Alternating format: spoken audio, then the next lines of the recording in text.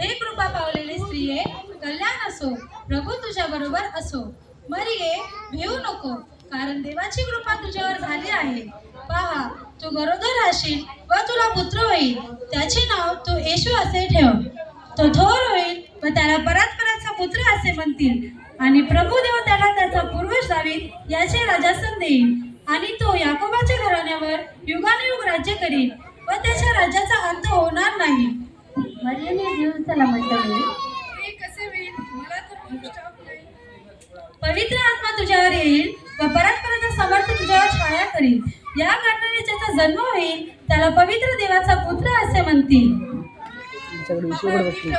विश्वास करू. सांगितल्याप्रमाणे मला हो. मग देवदूत तिच्यापासून निघून गेला. मरिया हिचे योसेफास वागदान झाल्यावर त्याचा सहवास होण्यापूर्वी ती पवित्र आत्म्यापासून गर्भवती झालेली दिसून आली. तिचा पती योसेफ नीतिमान होता व तिची बेआबरू करण्याची त्याची इच्छा नसल्यामुळे तिला गुप्तपणे सोडण्याचा त्याने विचार केला. असे विचार त्याच्या मनात घोळत असता पहा, प्रभूच्या दूताने त्याला स्वप्नात दर्शन देऊन म्हटले,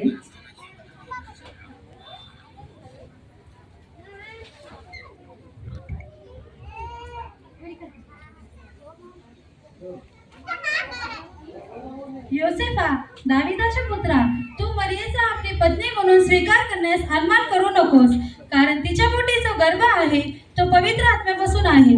तिला पुत्र होईल आणि त्याचे नाव तो येशू असे ठेव, कारण तोच आपल्या प्रजेला त्यांच्या पापांपासून तारेल.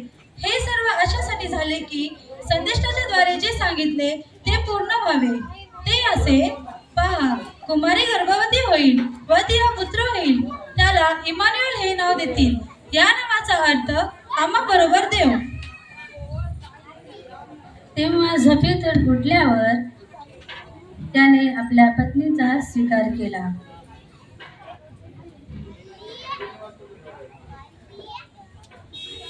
त्या दिवसात असे झाले की सर्व जगाची नावनिशी लिहिली जावी अशी राजा कैसरास त्याची आज्ञा झाली.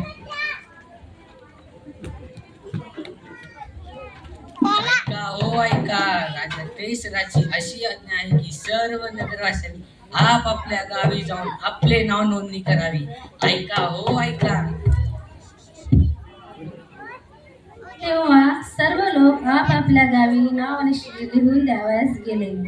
योसेफ हा दाविदाच्या घराण्यातला व कुळातला असल्यामुळे तोही गालिलातील नासरेत गावाहून व यहुदियातील दाविदाचे बेथलेहेम गावी गेला व नावनिशी लिहून देण्यासाठी त्याला वाग्दत्त झालेली मरिया गरोदर असताना तिलाही त्याने बरोबर नेली.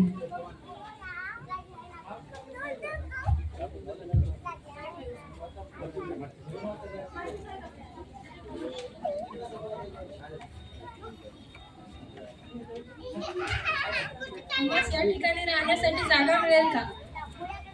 नाही, आमच्याजवळ जागा नाही.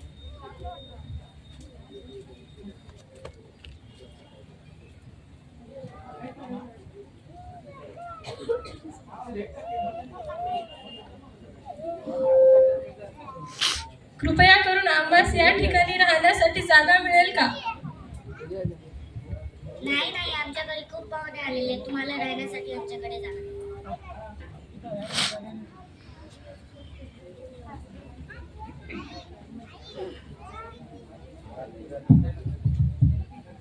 कृपया करून आम्हास या ठिकाणी राहण्यासाठी जागा द्या. नाही, आमच्या तर घरी तुम्हाला तर राहायसाठी तर जागा नाही. तुम्ही आमच्या गाईच्या गोट्यामध्ये राहू शकता. ठीक आहे, आम्ही इथेच राहू.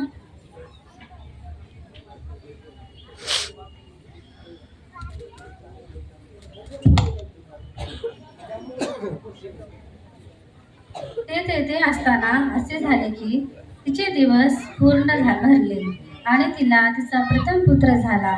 त्याला तिने बाळंताने गुंडाळून गव्हाणीत ठेविले, कारण त्यांना उतार शाळेत जागा नव्हती. त्याच परिसरात मेंढपाळ रानात राहून रात्रीच्या वेळी आपले कळप राखीत होते.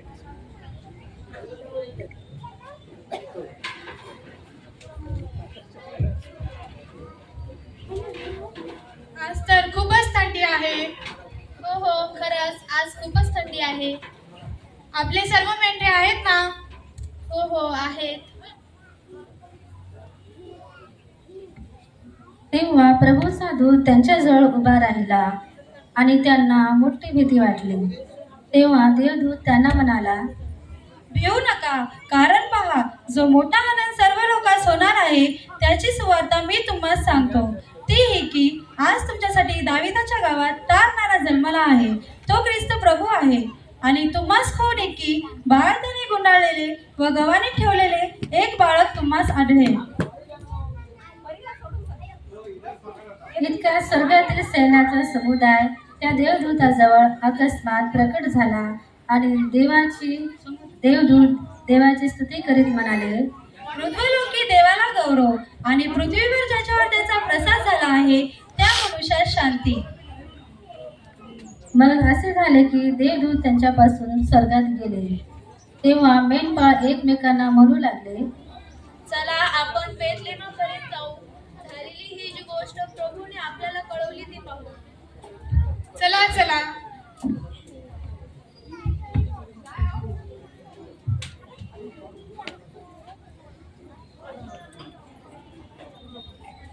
हेरोद राजाच्या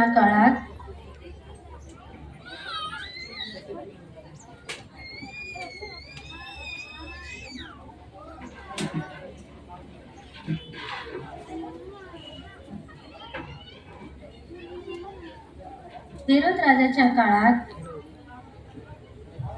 यहुद्यातील बेथलेहमात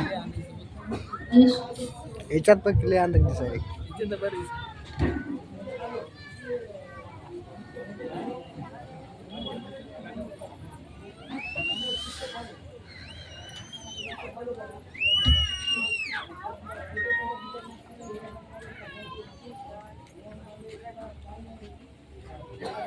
हेरोद राजाच्या काळात यहुद्यातील बेथलेहमात येशूच्या जन्मानंतर महापूर्वकडून मागे लोक यरूशलेमास येऊन विचारपूस करू लागले, उद्याचा राजा जन्माला तो कोठे आहे?